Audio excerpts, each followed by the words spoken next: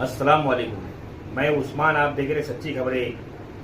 जैसा कि आपने मेरे कल के वीडियो में देखा कि मैंने नालंदा विश्वविद्यालय के असली आरोपी, असली अपराधी का नाम आपको बताया, पुष्पमित्र शुंग, जिसको ये सोकोल्ड हिंदू लोग बहुत बड़ा भगवान और बहुत बड़ा महात्मा बताते। उस पुष्पमित्र शुंग ने नालंदा विश्वविद्यालय को जला दिया और इल्जाम डाल दिया बख्तियार खिलजी पर। उसने नहीं डाला इल्जाम, उसके बाद के जो सोकोल्ड हिंदू है उन लोगों ने बख्तियार खिलजी पर इल्जाम डाल दिए। जबकि बख्तियार खिलजी के बारे में इतिहास में लिखा है कि बख्तियार खिलजी बिहार कभी गया नहीं। जब वो बिहार गया नहीं तो उसके भूत ने जाकर वहां पर नालंदा विश्वविद्यालय तोड़ दिया और जला दिया। खैर, ये एक अलग चैप्टर है।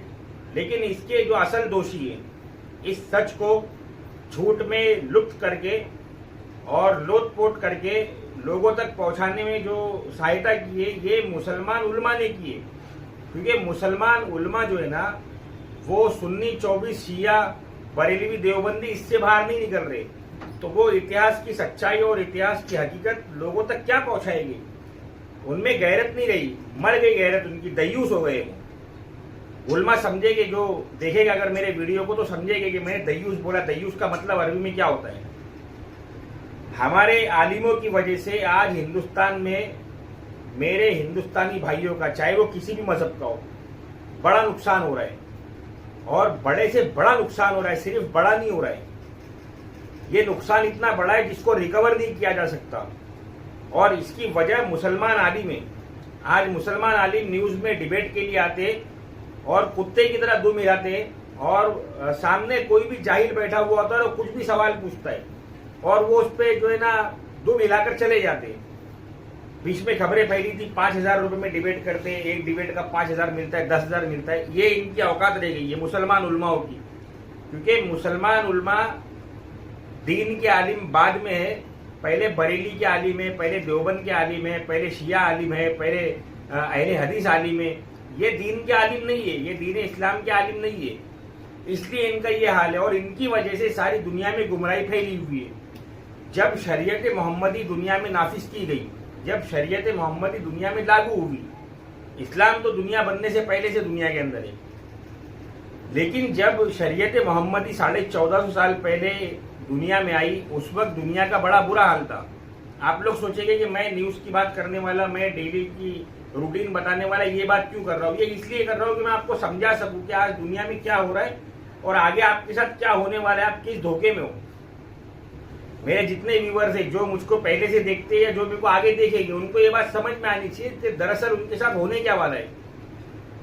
तो दुनिया में 1450 साल पहले ये मसला था कि कोई औरत अगर 25 मर्दों के साथ में जिना करती थी, मुंह काला करती, तो उससे होने वाली औलाद को वो सीना ठोककर बोलती थी कि ये 25 की औलाद है। मजहब इस्लाम ने इस गंदगी को खत्म किया। मर्द कई कई औरतों के साथ में जिना कर लेते थे और वो अपनी मर्दानगी को बताते थे कि मैंने इतनी औरतों के साथ जिना किया, मैं इतना बड़ा मर्द हूं, मैंने उतनी औरतों के साथ जिना किया, मैं उतना बड़ा मर्द हूं।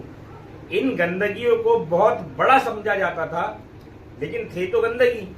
ऐसे दौर में जब बेटी को पैदा करना दुनिया के लिए कलंक था, हिंदुस्तान के हिंदुओं में सती प्रथा चलती थी।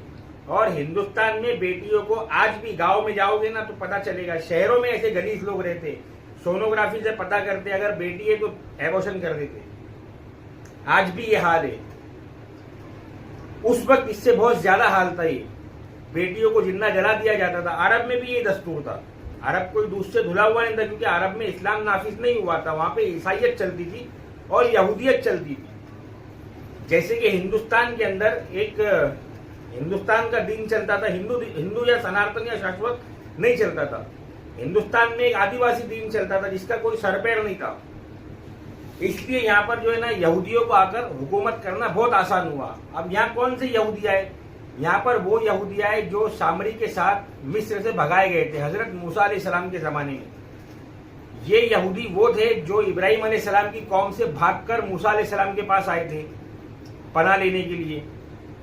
ये इतने गद्दार और इतने नमक हराम थे कि ये मूसा अलैहिस्सलाम के पास भी नहीं टिके। ये वहां से सामरी के पास चले गए, सामरी के पास से ये यूनान गए, यूनान से ओमान गए, ओमान में सामरी मर गया, ओमान से हिंदुस्तान आए। हिंदुस्तान में आज ये पंडितों के नाम पर जो है ना, हिंदुस्तान के लोगों पर हुकूमत कर रहे हैं। हाँ, ये इनकी असली हकीकत है।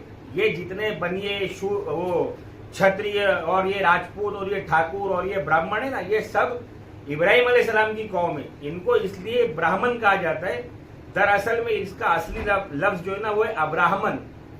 मेरी बात को सुनने वाले इस बात को समझ ले, मैं बहुत तहकीक के साथ ये बात बोल रहा हूँ, बहुत जिम्मेदारी के साथ बोल रहा हूँ। मुसलमान उलमा दयूस हो गए, बताने तैयार नहीं है, क्योंकि मालूम होगा तो बताएंगे ना। क्या मालूम है मुसलमान उलमा को? सुन्नी 24, नियाज फातिया, जमात में जाना, हाँ, और इसके अलावा कुछ मालूम है मुसलमान उलमा को? खा खा के पेट इतना बड़ा कर लेने का, बस ये मालूम है इनको और कुछ ना मालूम है, ना इनको कुछ मालूम करने का है। और मैं आज खुली तौर पर मुसलमान उलमा को इस बात की धमकी दे रहा हूं कि तुम्हारा अंजाम वो होगा कि तुमसे जहन्नम को सुलगाया जाएगा। मेरी इस बात को याद रखना। ये दुनिया के अंदर कोई गैर मुसलमान भी अगर भूखा मर रहा है, उसकी गारंटी भी जो है ना ये मुसलमान उलमाओं के सर पर आएगी। ये अपने आप को बोलते हैं ना, इन्नल उलमा वरसतुल अंबिया, बेशक उलमा दीन अंबिया के वारिस है। ऐसे ही अंबिया के वारिस नहीं है वो, अंबिया के वारिस होने की वजह है आज दुनिया में जो गुनाह, जो जुर्म, जो अपराध हो रहे, उसकी असल वजह मुसलमान उलमा है। मेरे मुल्क के, मेरे हिंदुस्तान के, मेरे भाई बहनों से, मुसलमानों से नहीं, मेरे हिंदुस्तानी भाई बहनों से, जो सोकोल्ड हिंदू नहीं है, सोकोल्ड हिंदुओं को मैं इंसान ही नहीं मानता, जानवर है वो। मेरी हाथ जोड़कर दरख्वास्त है, मुसलमान उलमाओं को मारो रास्ते पर निकाल कर, और उनको बोलो कि तुम सच्चा दीन बताओ, मुसलमानों को बताओ, गैर मुसलमानों को बताओ, तुम सच्चा दीन बताओ। अगर तुम सच्चा दीन नहीं बताओगे तो हम महशर में तुम्हारा मैदान, तुम्हारा दामन पकड़ेंगे, हम दुनिया में तुम्हारा जीना हराम करेंगे। मेरी छोटी सी अर्जी, मेरी छोटी सी दरख्वास्त को मान लो। अगर इस दुनिया के निजाम को सही करना चाहते हो तो पंडितों के हाथ में तुमने, हिंदुओं के हाथ में तुमने देश देकर देख लिया। जिस दिन से हिंदुस्तान में हिंदू सरकार आई है, उस दिन से लेकर आज तक हिंदुस्तान ऐसी गुलामी में धस रहा है जो अकल की गुलामी है। तुम्हारी अकलों पर गुलामी की जा रही है। तुमको हिंदुओं के नाम पर, तुमको चमारों के नाम पर, तुमको मुसलमानों के नाम पर, तुमको और दीगर नामों पर जो है ना गुलाम बनाया जा रहा है, जिससे तुम कभी नहीं निकल सकते। इससे बड़ी और कोई बर्बादी नहीं होगी इंसान के लिए कि वो जमीन का नहीं, जमीर का गुलाम हो जाए।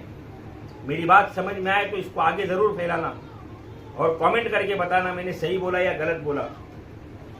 और मेरे चैनल को लाइक करना, शेयर करना, सब्सक्राइब करना। अस्सलाम वालेकुम वरहमतुल्लाहि वबरकातुहू।